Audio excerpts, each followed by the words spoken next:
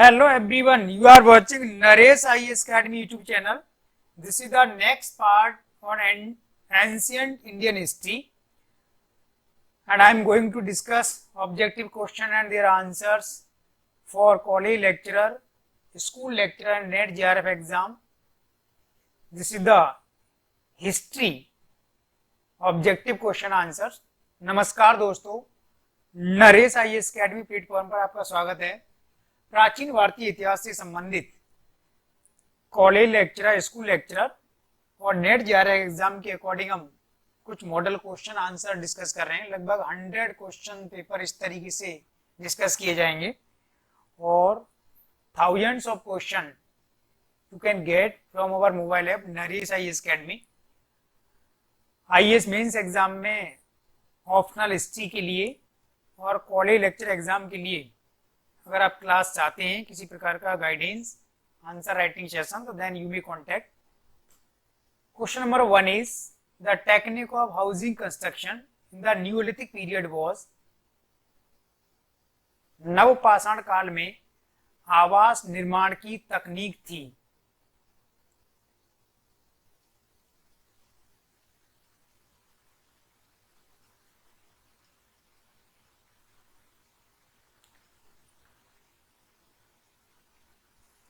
The right answer is D, wattle and dove method. You know, the Neolithic period is a subdivision of Lithic age or the Stone Age technology, and which is considered generally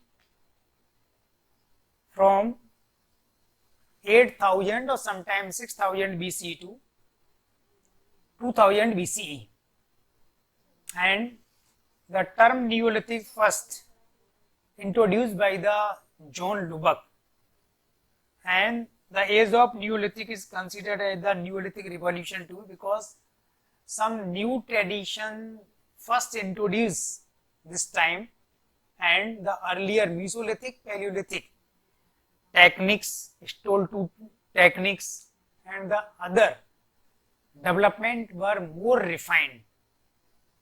तो आप जानते हैं कि नवपाषाण काल प्रागैतिहासिक काल का तीसरा चरण है, जिसमें पुरापाषाण काल, मध्यपाषाण काल की तकनीक को जहां और अधिक विकसित किया गया, वहीं कुछ नवीन विधियां इस समय आरंभ हुई। नवपाषाण काल शब्द सबसे पहले जॉन लुबक के द्वारा दिया गया। तो हाउसिंग जो पैटर्न था नवपाषाण काल में, इसको वेटल एंड डब मेथड कहा जाता है, जो कि बिल्डिंग मटेरियल का एक कंपोजिट मेथड है, जिसमें लकड़ी के और मड, मिट्टी के घर बनाए जाते हैं और बहुत सारी एसेसरीज को इसमें शामिल किया जाता है। Second question is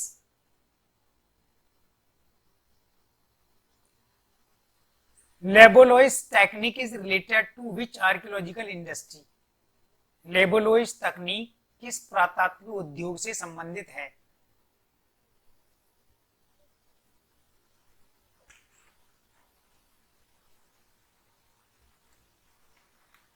Then the right answer is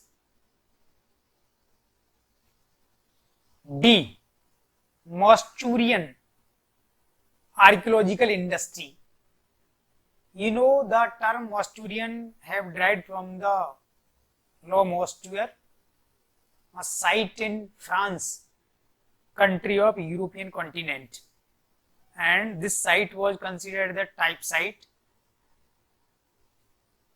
Further, the Lebolus technique advanced in some dimensions, and it is the integral part of Mousterian culture or the Mousterian archaeological industry. Mousterian specifically belongs to the middle Paleolithic age or the mode 3 kinds of stone tool technology. तो आप जानते हैं कि मॉस्टूरियन जो शब्द है France के ली मॉस्टर से बना है, जो एक स्थान है, साइट है, स्थल है फ्रांस का।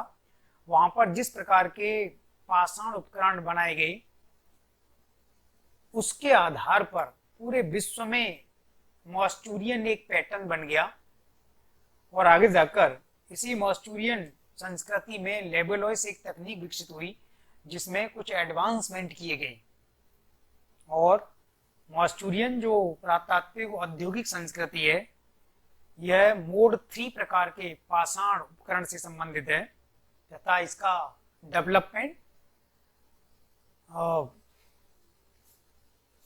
मिडिल पैलियोलिथिक एज में हुआ है, मध्य प्रापाषाण काल में। नेक्स्ट क्वेश्चन इज, निम्न में से कौन सा स्थल बेलन नदी घाटी में स्थित नहीं है? Which of the following site is not located in the Belan River Valley?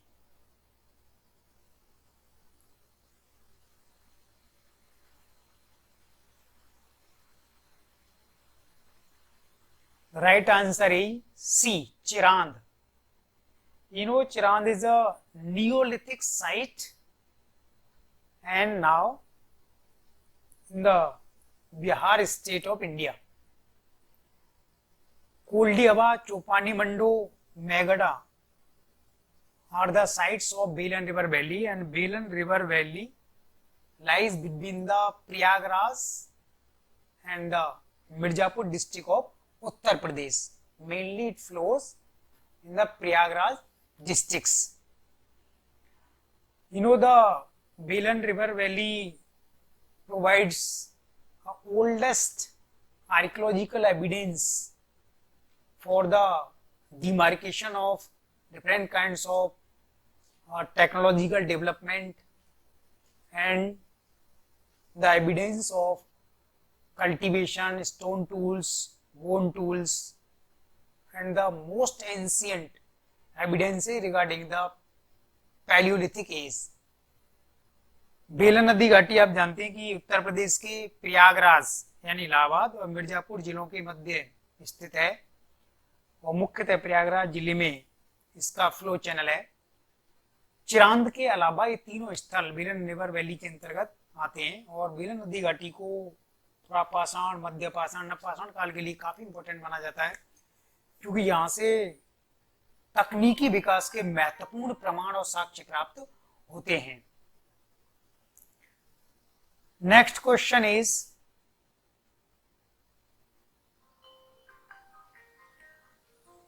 धान की खेती का प्राचीनतम प्रमाण कहां से प्राप्त होता है? Where is the oldest evidence of rice cultivation found?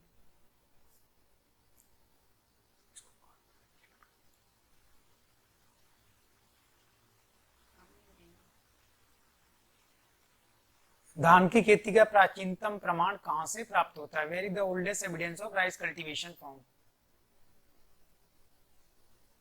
Found और अवेलेबल एक ही पढ़ना है इसमें से।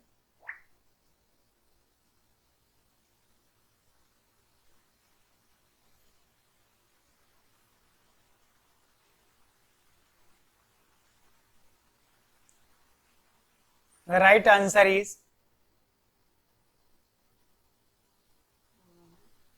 D. Lahore. You know, Lahore is a site now in Uttar Pradesh where the oldest ceramic or pottery evidences are discovered, and also this is the recently evidences regarding the rice cultivation, whereas the Mehergarh in Baluchistan, Pakistan provided the oldest evidence of farming or agriculture. Adamgarh in Madhya Pradesh provided evidences of cattle domestication. Bagor in Bhilwara district, Rajasthan, again the evidences of cattle domestication. तो इसका सही उत्तर लहूरदेव है जो वर्तमान उत्तर प्रदेश राज्य में है, जहां से मृदभांड के या सेरामिक आर्ट के प्राचीनतम अवशेष भी प्राप्त होते हैं और रिसेंटली रिसर्च में यहाँ धान की खेती का प्राचीनतम प्रमाण सिद्ध किया गया है। मेहरगढ़ पाकिस्तान के बलूचिस्तान प्रांत में है, जहाँ सबसे प्राचीन खेती करने के प्रमाण प्राप्त होते हैं। आदमगढ़ मध्य प्रदेश में, बागोर भीलवाड़ा जिला राजस्थान में है। आदमगढ़ और बागोर इंपॉर्टेंट ट्रेस प्रोवाइड करते हैं कि पशुपालन की शुरुआत कहाँ से हुई, और दोनों मीसोलिथिक साइट्स में कंसीडर किए जाते हैं, मध्य पाषाणकालीन स्थल। Next question is, to whom is the copper hoard culture related? ताम्र संचय निधि संस्कृति किससे संबंधित है? Sometime it is called copper hoard only.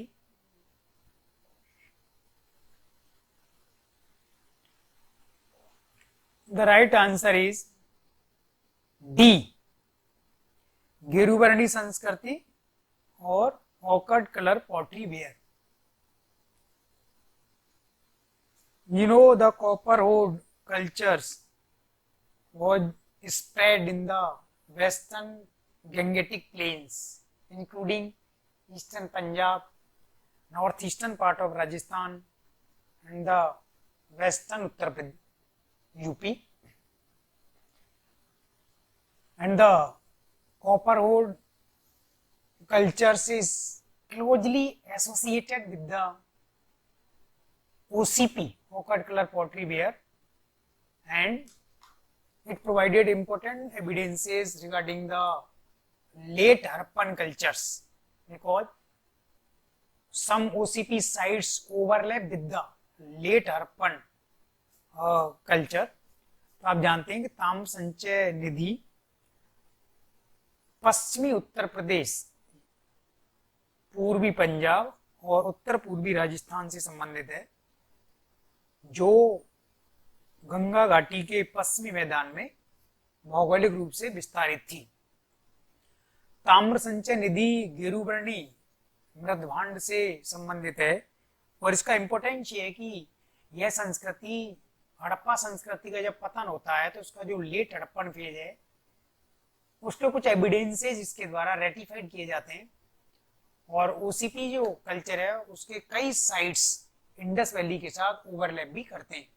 इसलिए हड़प्पा संस्कृति के पतन को सिद्ध करने के लिए, उसको डीपली स्टडी करने के लिए कॉपर होड और ओसीपी दोनों को एज एविडेंस इसमें प्रयोग किया जाता है। Thank you.